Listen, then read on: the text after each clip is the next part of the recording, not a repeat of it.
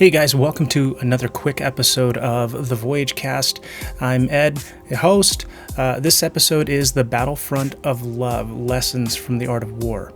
You see, in the landscape of marriage, problems often surface as challenging battles. And if you've ever been married or you've ever been in a relationship, you know this totally to be true.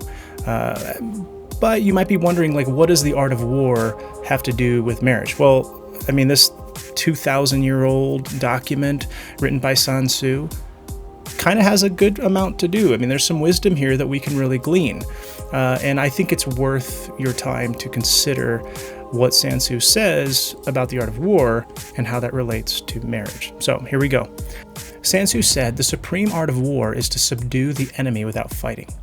You see, in the context of marriage, the enemy is not your spouse. I promise it's not your spouse. It may seem like that sometimes because we are mean to each other, but the enemy is often the issue that you guys are dealing with. And if you perceive your spouse as your enemy, it's over.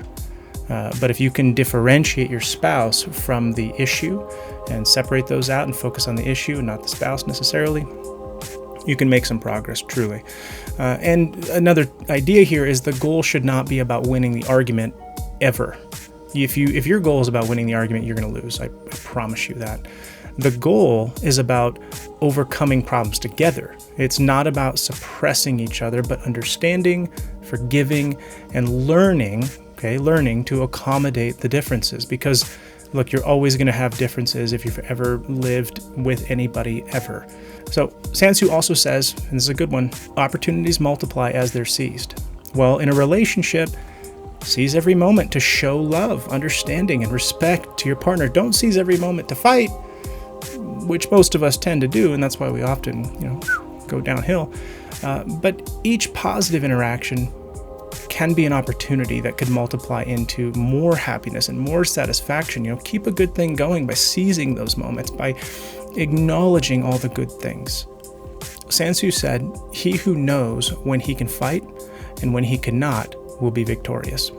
That's pretty good advice, right? Knowing when to engage and when to step back is vital in marriage. Not every molehill has to be made into a mountain, I promise. Every disagreement does not demand a battle. Okay? Let me say that again. Every disagreement does not demand a battle. Sometimes allowing space and time could lead to better resolutions.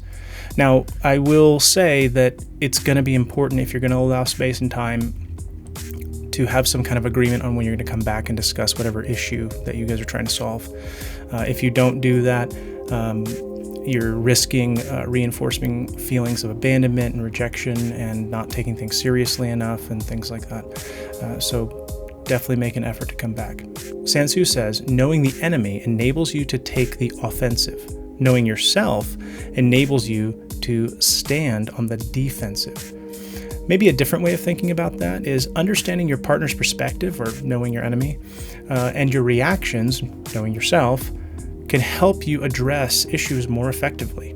Now, that's actually true anywhere. Whether you're a business professional, you have a relationship with a friend, a neighbor, a family member, if you can approach people and take the time to know them and take the time to know yourself, you're going to be much more successful in whatever conflict you're engaging in. So, by embracing the wisdom from the art of war, we can master the art of marriage problem solving, turning our battles into bridges and our disagreements into opportunities for growth and understanding.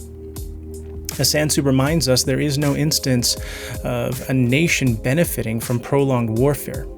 Similarly, in a marriage, what's the benefit of prolonged conflict? There isn't any. It's truly through peace, understanding, and love that we win. So, thanks for listening. I appreciate you giving us your time, and we look forward to bringing you more great content.